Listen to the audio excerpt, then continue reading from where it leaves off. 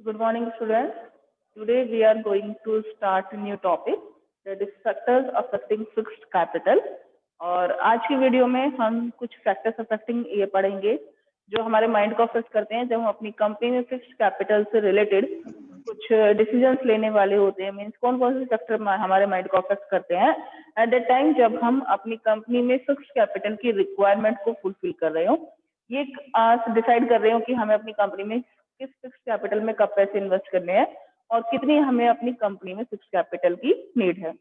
तो उस टाइम पर कुछ फैक्टर्स हमारे माइंड को अफेक्ट करते हैं डिसीजन लेने में। वो फैक्टर्स कौन कौन से? तो सबसे पहला जो फैक्टर हमारे माइंड को अफेक्ट करता है वो कौन सा है? हमारे बिजनेस की नेचर ऑफ बिजनेस। यहाँ पर क्या बताया गया है इस पॉइंट में? इट मीन्स दैट कि हमारे बिजनेस का नेचर कैसा है। जैसे अगर हमारे बिजनेस का नेचर ट्रेडिंग टाइप का हमारा बिजनेस है, ट्रेडिंग नेचर है हमारे बिजनेस की, या फिर हमारा बिजनेस जो है मैन्युफैक्चरिंग नेचर का है। ठीक है, ट्रेडिंग नेचर है उसका या फिर मैन्युफैक्चरिंग नेचर का है।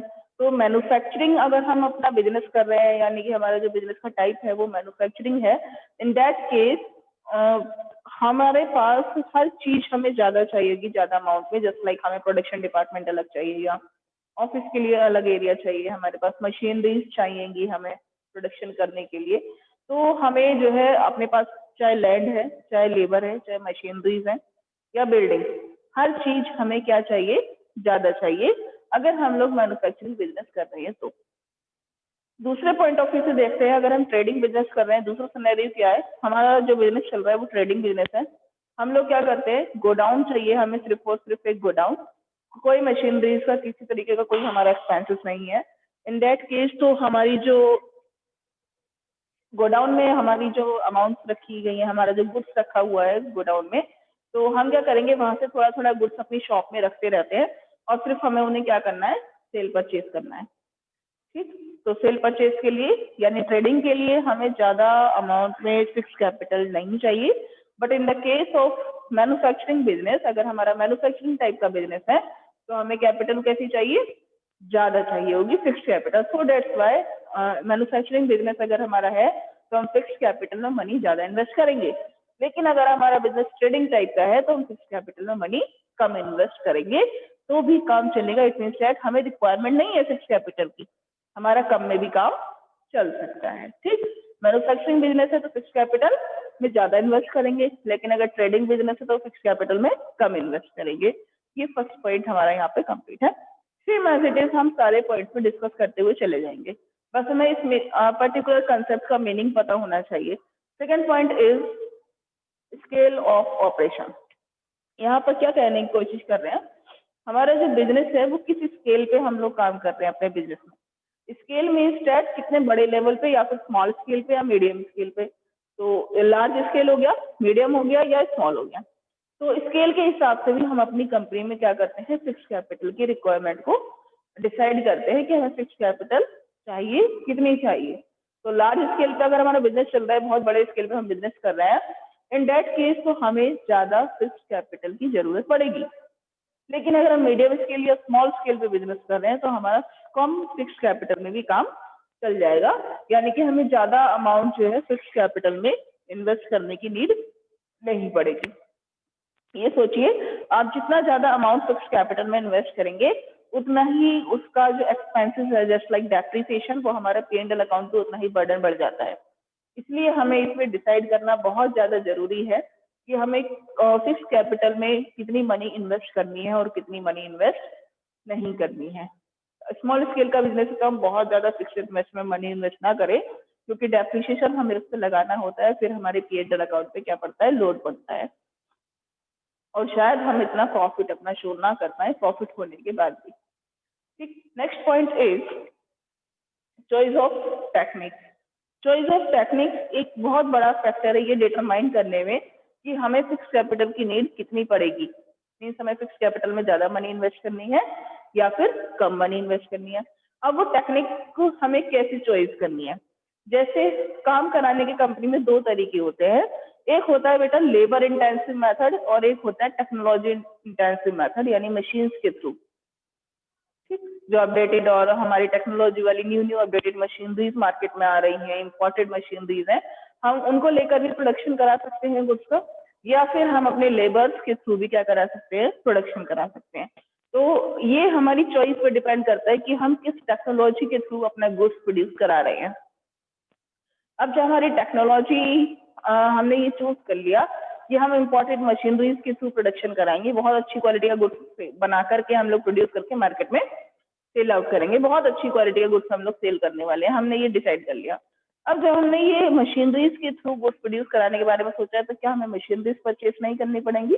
और मशीनरीज में इन्वेस्टमेंट कैसे इन्वेस्टमेंट होता है? फिक्स्ड इन्वेस्टमेंट है, राइट। तो चॉइस ऑफ टेक्निक, हमने कौन सी टेक्निक चॉइस की? हमने चूज की है मशीनरीज इंटेंसिव मेथड। तो हमने मशीनरीज परचेज हमें करनी पड़ेगी, एक मशीनरी परचेज करेंगे तो 50 लाख, 1 करोड़ की एक मशीनरी भी आती है, ठीक है। तो हमें मशीनरी से बहुत ज्यादा मनी इन्वेस्ट करनी पड़ सकती है। बट दूसरा सिनेरियो अगर हम देखते हैं दूसरे केस में, तो हमने लेबर इंटेंसिव मेथड यूज किया है, हम लेबर से काम कराएंगे तो लेबर को कितना वेजेस दी जाती है? बहुत कम लेबर को वेजेस दी जाती है। और हमने लेबर इंटेंसिव मेथड चूज किया है, तो उसमें हमें जो है ज्यादा फिक्स कैपिटल की जरूरत भी नहीं। हमारा सबसे बड़ा एक्सपेंसिस जो मशीनरी का एक्सपेंसिस था वो क्या हो जाता है? सेव हो जाता है। नेक्स्ट पॉइंट पर आते हैं। Next point is technology upgradation. दोनों में टेक्निक्स का वर्ड यूज किया है, लेकिन आप टेक्निक्स का वर्ड देखकर बिल्कुल भी कंफ्यूजन अपने माइंड में क्रिएट ना करें। यहाँ पर बोला है टेक्नोलॉजी अपग्रेड, हमें क्या करना है? अपनी कंपनी में टेक्नोलॉजी को अपग्रेड करना है। तो कितनी जल्दी जल्दी हम अपनी कंपनी में जो न्यू टेक्नोलॉजी है उसको अपग्रेड कर लेते हैं, यहाँ पर उसकी बात कर रहे हैं, ठीक। न्यू टेक्नोलॉजी कैसे कैसे हम जल्दी जल्दी अपग्रेड कर रहे हैं? जैसे सपोज कीजिए कि पहले जो है टाइपराइटर चला करते थे, ठीक। तो टाइपराइटर जो है उससे बहुत जल्दी जल्दी हम टाइपिंग कर लिया करते थे। तो किसी भी कंपनी टाइपिंग हमने कुछ भी टाइप किया तो हम उसको फैक्स वगैरह कर लेते थे, बहुत इजीली पहले होता था। बट अब क्या है, मॉडर्न टाइम है, बिजनेस का जो स्कोप है, जो स्केल है वो बढ़ता जा रहा है, डाइवर्सिफिकेशन हो रहा है बिजनेस और इंडस्ट्रीज में। इन दैट केस हमें मॉडर्न टैक्टिक्स यूज करनी है। मार्केट में न्यू कंप्यूटर्स आ गए हैं, तो हमने क्या किया, जो हमारे जितने भी कॉम्पिटिटर्स कंपनी थी उन सभी कॉम्पिटिटर कंपनी ने अपने अपने कंपनीज से, अपने अपने डिपार्टमेंट से टाइपराइटर्स हटा करके, टाइपराइटर्स पुराने किसी को सेल कर दिए, जो छोटे स्मॉल स्केल के बिजनेसेस होते हैं, उन्होंने टाइपराइटर परचेज कर लिए, तो उन्होंने किसी से सेटिंग कर ली, टाइपराइटर उन्होंने वहां पर सेल कर दिए, सेल आउट कर दिया, अपना पुराना स्क्रैप निकाल दिया। बट और उन्होंने क्या किया, सारे न्यू कंप्यूटर्स परचेज कर लिए जो न्यू टेक्नोलॉजी के मार्केट में आए थे। अब उन्होंने कंप्यूटर्स पे काम करवा रहे, कंप्यूटर्स में केवल टाइपिंग के अलावा और भी बहुत सारे काम हो सकते हैं। तो उनकी जो बिजनेस है, उनका जो बिजनेस है वो बहुत आगे निकल गया। अब क्या है, अगर आप भी अपनी कंपनी में टेक्नोलॉजी को अपग्रेड करना चाहते हैं, ये चाहते हैं कि जो भी न्यू टेक्नोलॉजी आया आप उसको अडॉप्ट करें, तो आपके पास क्या होना चाहिए? फिक्स्ड इन्वेस्टमेंट ज्यादा होना चाहिए। मीन्स दैट आप अपनी कंपनी में अगर जल्दी जल्दी टेक्नोलॉजीज को अपग्रेड करना चाहते हैं, तो आपको फिक्स कैपिटल में मनी ज्यादा इन्वेस्ट करनी। लेकिन अगर आप अपनी कंपनी में टेक्नोलॉजीज को अपग्रेड नहीं करना चाहते, आप ये चाहते हैं पुराने तरीके से जैसा हमारा चल रहा है हम वैसे ही काम करेंगे, तो फिर कोई जरूरत नहीं है, आप फिक्स कैपिटल मनी ना भी इन्वेस्ट करें तो भी चलेगा। ये आपकी थिंकिंग पे, आपकी नीड पे डिपेंड करता है कि आप टेक्नोलॉजी को जल्दी जल्दी अपग्रेड करना चाहते हैं या फिर नहीं चाहते। ठीक है, अब कंप्यूटर से हट के लैपटॉप्स आ गए, आप अपने सभी एम्प्लॉयज को लैपटॉप प्रोवाइड कराए, तो उसके लिए भी क्या चाहिए? आपको फिक्स कैपिटल चाहिए, फिक्स कैपिटल मनी इन्वेस्ट करने की आपकी नीड है। फिक्स टेक्नोलॉजी अपग्रेडेशन चाहते हैं तो जरूरत है आपको फिक्स कैपिटल में ज्यादा मनी इन्वेस्ट करने की, आप इन्वेस्ट कीजिए। लेकिन अगर नहीं चाहते हैं आप टेक्नोलॉजी अपग्रेड करना, तो अपने इस एक्सपेंसेस को आप क्या कर सकते हैं? सेव कर सकते हैं और फिर फिक्स कैपिटल में ज्यादा मनी इन्वेस्ट ना करें। नेक्स्ट पॉइंट क्या है बेटा? Next point is growth prospects. Growth prospect means ये एक बहुत अच्छा पॉइंट है फॉर द इस पर्टिकुलर मेन मोटिव से कि हम फिक्स कैपिटल में कितनी हमें मनी की रिक्वायरमेंट है। ग्रोथ प्रोस्पेक्ट मीन्स दैट हमारी इन फ्यूचर कंपनी में कितने ज्यादा चांसेस हैं ग्रोथ करने के, या हम कितना ग्रोथ करना चाहते हैं। जैसे कुछ बिजनेसमैन का मेन मोटिव क्या होता है? हमारा प्रॉफिट अर्न होता रहे, साइड बाय साइड बिजनेस चलता रहे, बस हमें और कुछ नहीं चाहिए। बट कुछ पर्टिकुलर बिजनेसमैन ऐसे होते हैं जो ये सोचते हैं कि मैंने बिजनेस स्मॉल स्केल का स्टार्ट किया है, बट मैं धीरे धीरे धीरे धीरे अपने बिजनेस का लेवल बहुत हाई करना चाहता हूँ और मैं अगले 10 साल में अपने आप को वहां देखना चाहता हूँ। तो वो क्या करना चाहेगा? हर कंडीशन में अपने बिजनेस को ग्रो करने की कोशिश करेगा। तो बिजनेस को ग्रो करने के लिए सबसे पहली जो चीज हमारे पास होनी चाहिए वो क्या है, हमारे पास ज्यादा से ज्यादा फिक्स्ड इन्वेस्टमेंट हो, चाहे बिल्डिंग का है, मशीनरीज का है या फिर लैंड का है, हम ज्यादा अमाउंट में उनको परचेज करने की कोशिश करें, जिससे कि अपनी खुद की हम जितनी ज्यादा परचेज करने की कोशिश करेंगे उतना ज्यादा हमारे बिजनेस में ग्रोथ होगी और हम अपने बिजनेस को अच्छे तरीके से एक्सपेंशन कर पाएंगे अपने बिजनेस का। हमारे पास लैंड ही नहीं है तो हम दूसरा प्रोडक्शन डिपार्टमेंट या दूसरा हम प्लांट लगाना चाहते हैं तो कहाँ लगाएंगे। तो इसलिए मनी को इन्वेस्ट करने की सोचें और इन्वेस्ट करके हम उसको फिक्स कैपिटल में ज्यादा इन्वेस्ट करें, जिससे कि अगर हम ग्रोथ करना चाहते हैं तो बहुत इजीली अपने बिजनेस की ग्रोथ कर पाए। ठीक है बेटा। Next point is diversification. Diversification क्या कह रहा है, ग्रोथ में डाइवर्सिफिकेशन एक छोटा सा डिफरेंस है। ग्रोथ, आप बिजनेस में अपनी ग्रोथ करना चाहते हैं, मीन्स आप उसी पर्टिकुलर बिजनेस को एक्सपेंड कर रहे हैं, उसी बिजनेस को सेम प्रोडक्ट में एक्सपेंशन चल रहा है।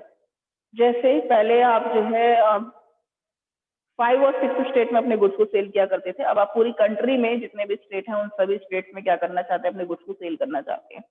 तो that is expansion, growth. But diversification थोड़ा सा अलग है। डाइवर्सिफिकेशन में क्या है कि आप अपने बिजनेस में जो प्रोडक्ट आप प्रोड्यूस कर रहे हैं आप उसको इंक्रीज करना चाहते हैं, नंबर ऑफ प्रोडक्ट आप इंक्रीज करना चाहते हैं।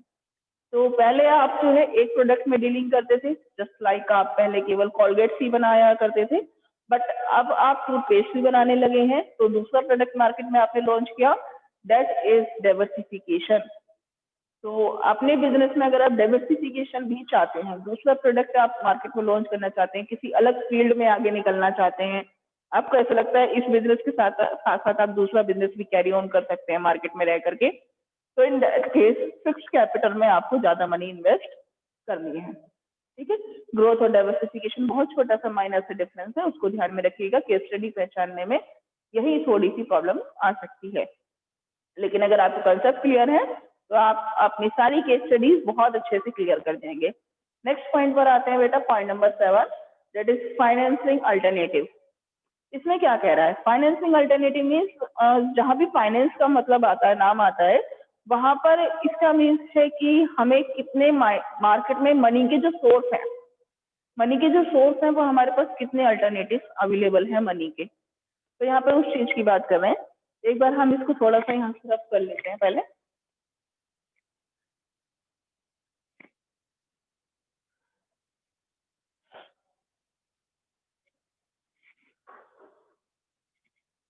फाइनेंसिंग अल्टरनेटिव में बेटा बहुत सारे पॉइंट्स होते हैं। जैसे सबसे एक मेन पॉइंट क्या है, हमें कहाँ से मनी अरेंज हो सकती है फिक्स्ड कैपिटल में मनी इन्वेस्ट करने के लिए। ठीक, तो उसमें देखो जो आपने पढ़े हैं अभी तक वो क्या क्या है, इक्विटी शेयर है, डिवेंचर के थ्रू मनी इन्वेस्ट कर सकते हैं, प्रेफरेंस शेयर से मनी अरेंज करी,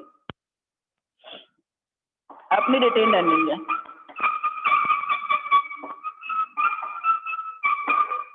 ये क्या है, ये 4 वेज हैं जिसके थ्रू हम मनी अरेंज करके मार्केट से क्या करते हैं, अपनी कंपनी में इन्वेस्ट कर लेते हैं डिफरेंट डिफरेंट प्लेसेस पर। बट ये तो सब क्या है, मनी अरेंज करने के तरीके हैं। इसके अलावा एक और तरीका होता है, वो होता है लीजिंग का।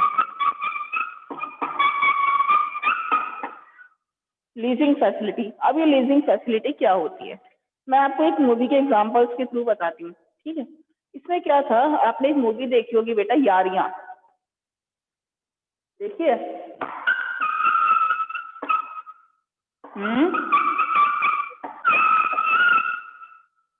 एक मूवी आई थी यारियां, तो ये यस मैम। यंगस्टर्स की मूवी थी।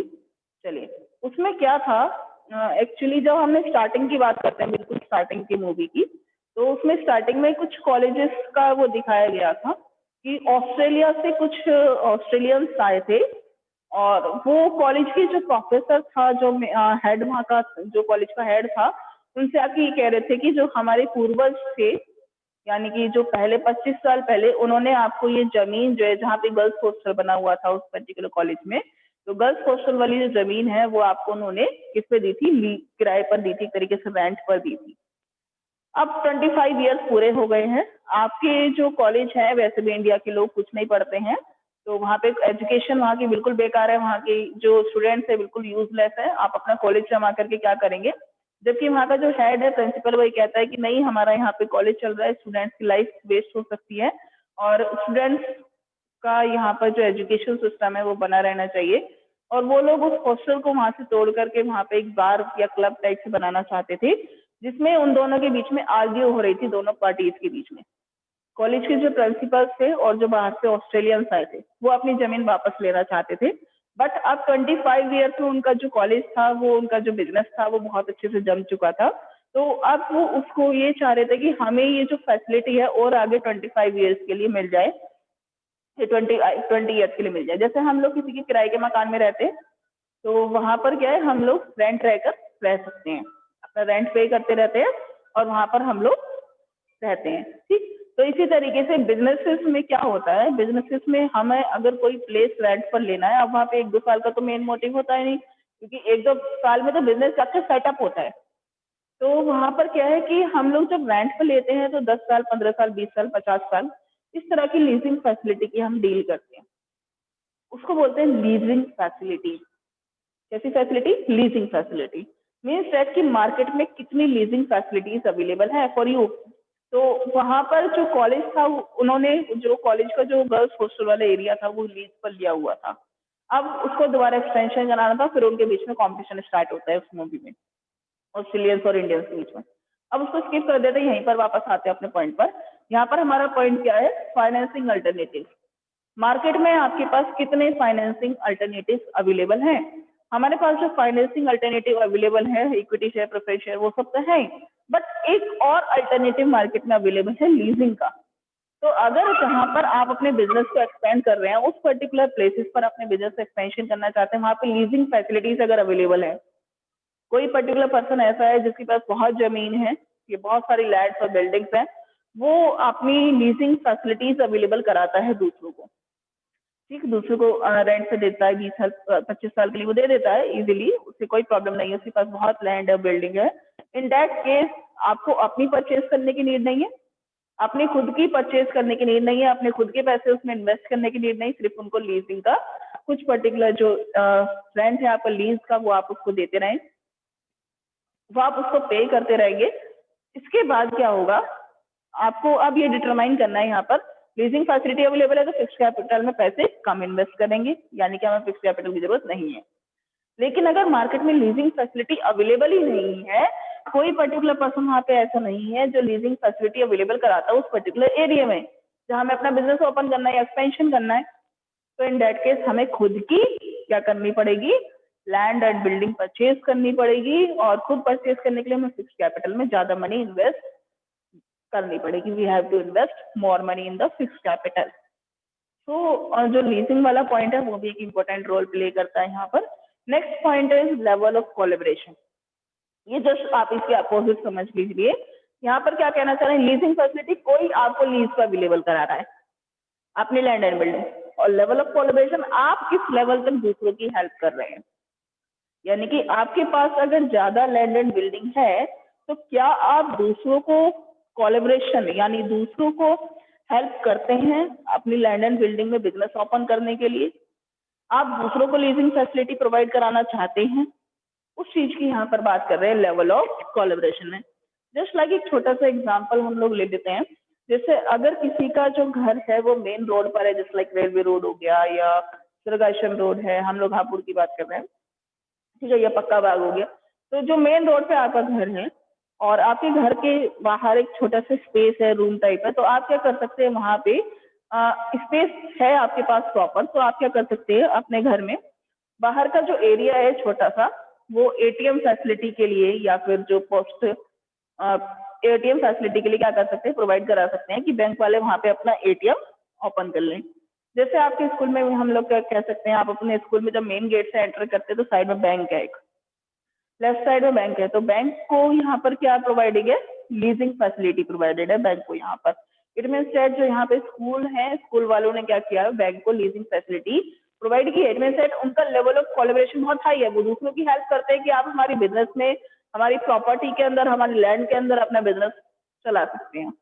अगर आपका भी लेवल ऑफ कोलैबोरेशन बहुत हाई है किसी भी पर्टिकुलर बिजनेसमैन का, तो आपको फिक्स कैपिटल में ज्यादा मनी इन्वेस्ट करने की नीड है। लेकिन अगर आपका लेवल ऑफ कोलैबोरेशन बिल्कुल भी हाई नहीं है, या फिर आप दूसरों की हेल्प नहीं करना चाहते, या आपका इतना क्राइटेरिया नहीं है कि आप इतनी ज्यादा मनी इन्वेस्ट कर पाए, तो आपको फिक्स कैपिटल में ज्यादा मनी इन्वेस्ट करने की नीड नहीं है। आप कम मनी में भी क्या चला सकते हैं, अपना काम चला सकते हैं। आज बेटा केवल इतना ही है। कल फिक्स कैपिटल के फैक्टर यहाँ पर हमारे ओवर होते हैं। कल की वीडियो में वर्किंग कैपिटल से रिलेटेड कुछ पॉइंट्स और इम्पोर्टेंट उसके फैक्टर्स अफेक्टिंग देखेंगे। आज के लिए that's all. Thank you and have a nice day to all of you.